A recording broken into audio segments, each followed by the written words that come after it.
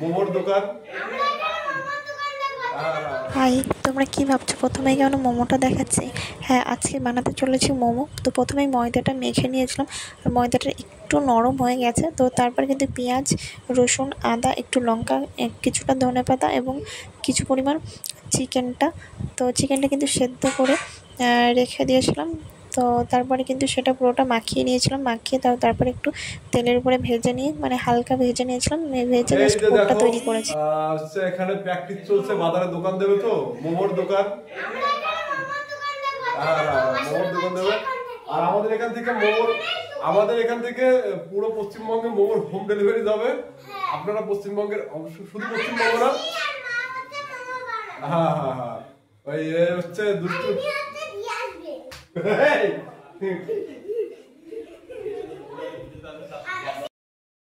Review দাও। শোনো, হচ্ছে দামি রেস্টুরেন্ট থেকে এনে খাচ্ছি। সঞ্জু, এই শুনো বদ্দি,